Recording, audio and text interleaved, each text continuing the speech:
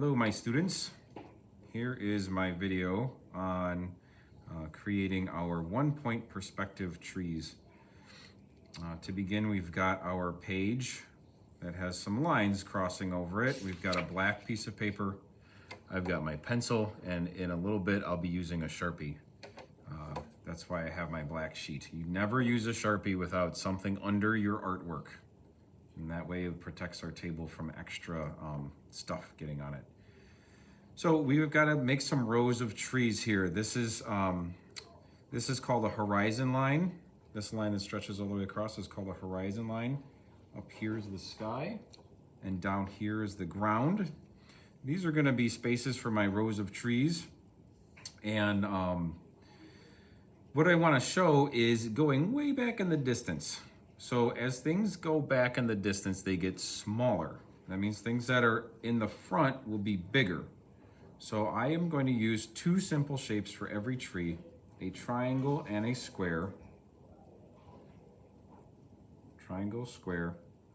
And then the next one is going to be a little bit smaller. Triangle, square. A little bit smaller. And until I really can't fit anymore. So I've got my row of trees, and I'm going to do the same thing in the next row. Triangle and a square. Triangle and square. Tiny little trees. But they're not that they're little, it's just that they're far away, right? So over here, same thing. Triangle and square.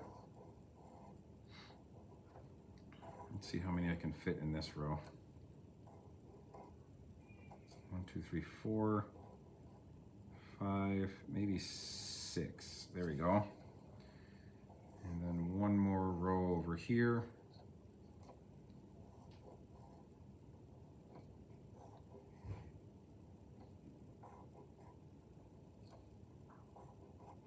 This one might be able to fit even more. Let's see. 1, 2, 3, 4, 5, 6, 7. I got 7 trees in that one.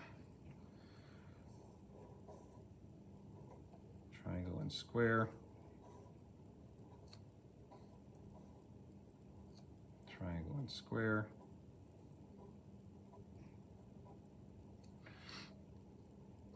And last row over here, triangle and square.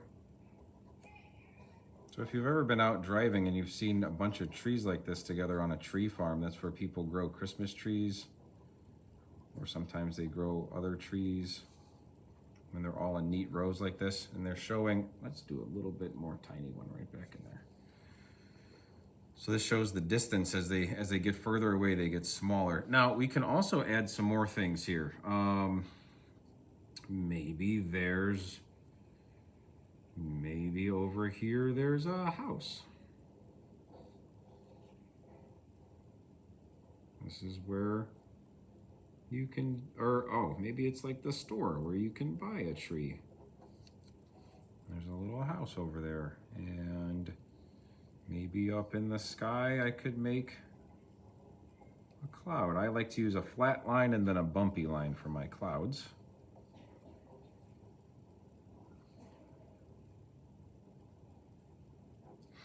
Got some clouds.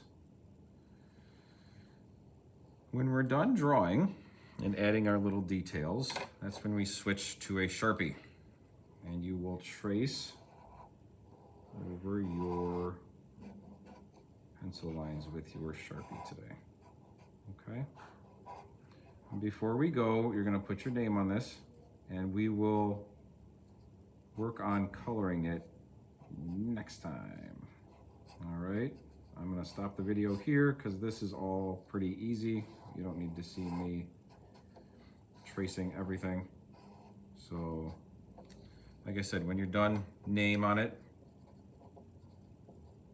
This gets turned in, and we'll be finishing and coloring next time.